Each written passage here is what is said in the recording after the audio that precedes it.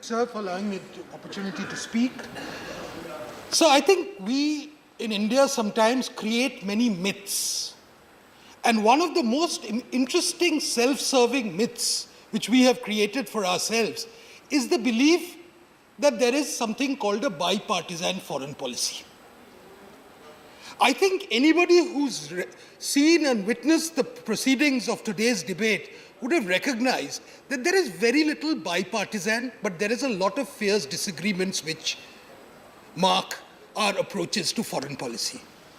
So many years ago, I remember in 1988 in Colombo, a very distinguished High Commissioner of India, Shri Jain Dikshit, who later had the privilege of serving as National Security Advisor before his unfortunate death, he pointed me a huge map of Asia. And he said, "Do you know what is Indian foreign policy?" And he said, "From Singapore to Aden, from Kashgar to Colombo, that is the natural reach of India." What he didn't add was he wasn't being terribly original. This is a Curzonian, it was Lord Curzon who actually said that. But sir, that is one aspect of an approach to foreign policy which we see that the primacy of the neighborhood is what determines India. That is what gives India its power. That is what gives India always its power. There is another vision of foreign policy, sir, and I don't think that can be categorized along party lines. But we have pursued different foreign policies depending on various prime ministers and different administrations. The other approach to foreign policy, sir, is when we talk loftily, when we propound various noble sentiments, where we forget that we have a neighborhood to protect, we have our self-interest to protect when we think we are the leader of ideas and based on nothing in particular. I think at times we have erred on this side. There was a time, sir, when the Indian currency was there in Aden, when the Gulf, the Indian rupee was the prevailing currency of the Gulf. When we had missions in Kashgar, when we had in Lhasa. Now, in search of a very noble ideal, we gave up the Kashgar mission. We gave up the Lhasa mission. We allowed Indians to be repatriated from Kenya. We allowed Indians to be repatriated from Sri Lanka, from Burma. That too was a part of our foreign policy. The question, therefore, sir, is which one are we to adopt? There have been various people today who have said, we've become a poodle of America. We've become subservient to some other forces. I think it is very important to realize certain things. That again, here, we had two approaches. In 1962, when we were confronted by the Sino-Indian War, we had our Prime Minister, in the face of military defeat, rushing to the United States belatedly and saying, "Help us out." And we had another approach, which was in 1971, when we faced an imminent war, and when we forgot for a moment that non-alignment means whatever it meant, and actually had a very pragmatic and expedient understanding with the then Soviet Union. So it's not a question of which alliance is where. It's a question of what suits us at which point. My friend Sitaram Yechuri has been extremely critical about the particular defense agreement with the United States. Today, sir, if we were in a world in which we faced no threats, where there were no competition, I would have said, well, frankly, this is a bit exaggerated. But what this government has done in the various Mr. Modi's trips to the United States is basically a continuation of what the earlier government had done. And I compliment the earlier government for recognizing that there is a time when you cannot cling on to an old shibboleth, when you cannot cling on to an idea whose time is long gone. And I think the sense of pragmatism, the sense of flexibility, which has marked this government is very, very important. The issue of Israel has again been, I don't think that this government can claim a degree of originality on this count, because it was the relationship with Israel was, to begin with, negotiated around the time of Mr. Rajiv Gandhi. Then it was taken to another level by Mr. Narasimha Rao, incidentally, perhaps one of the most pragmatic prime ministers we've had, at least in the realms of foreign policy. And, sir, the larger question is, do we keep a relationship under parda?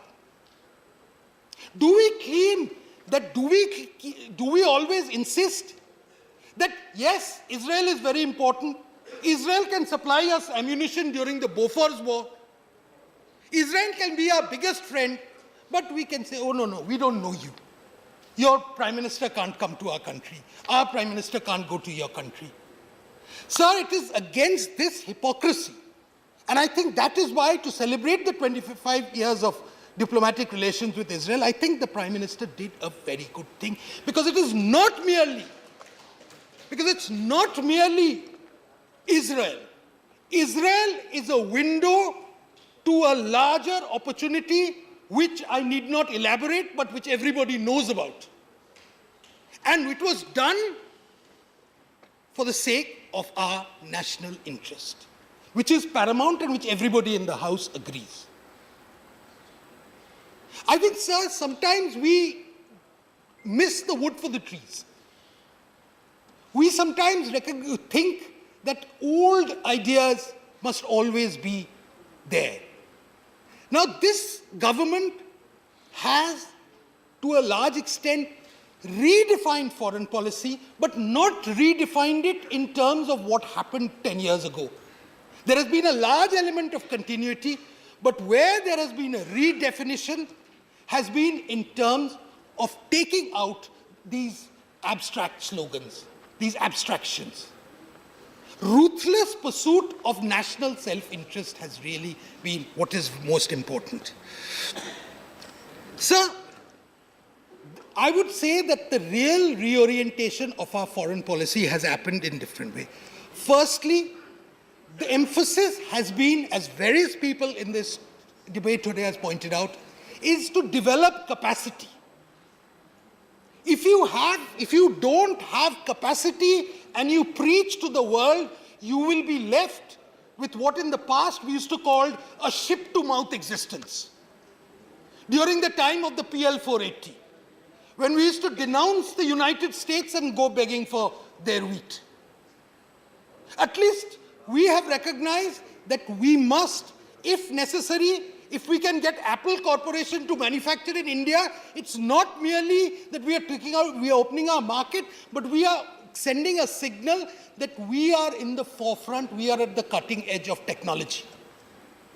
That is very important, that foreign policy must be used also to develop capacity. But, sir, we have a legacy problem. A legacy problem which I think manifested itself in Colombo port, manifested itself in our dealings with Iran, etc., is the slow pace of decision-making in India. We have never been quick to take the appropriate decisions for various reasons. These may be historical reasons, these may be our inherited systems of cumbersome bureaucracy, etc. With the result that often, including in Africa, we have often been beaten to the post by a big neighboring country which seems to want to emulate 19th century imperialism. And that is a systemic change which we have to inculcate, the quickness of decision-making. So finally, there is another point. Everybody has spoken about the relative importance of the diaspora. I think it's very important to stress this more and more. The biggest ambassadors of India have often been overseas Indians. And till you can give them that pride, till you can make them stand tall, till you can give them a certain stake in our country, you won't be able to. Then you'll be confronted by dismal editorials in certain papers which says, India is going to the dogs.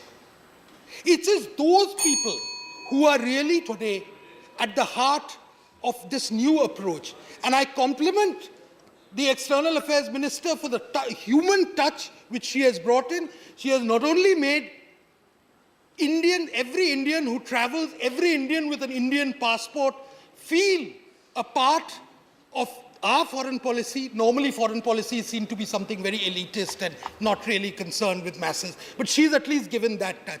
More important, the Prime Minister has given a certain pride. The Prime Minister has given a certain flexibility.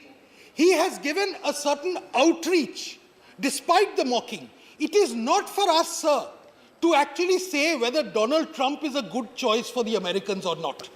There are different views on it. The point is, he is their choice. So what do we say? We say, do we quote a passage from the New York Times, as Mr. Yechuri has done, or do we deal with them in our interest? We are not voters in their country. Do we read the British a certain thing in some paper and say you made a terribly wrong choice on Brexit? Or do we recognize they have chosen and deal with it? When you put India first, you have one approach. But then, sir, it is ironic that people who oppose the Pokhran blast today berate us for not entering the NSG. The people whose sympathies were not with India in 1962 also berate us for that. And it is that contradiction, it is that hypocrisy I think we should today put an end to. Thank you very much. Thank you, thank you, thank you.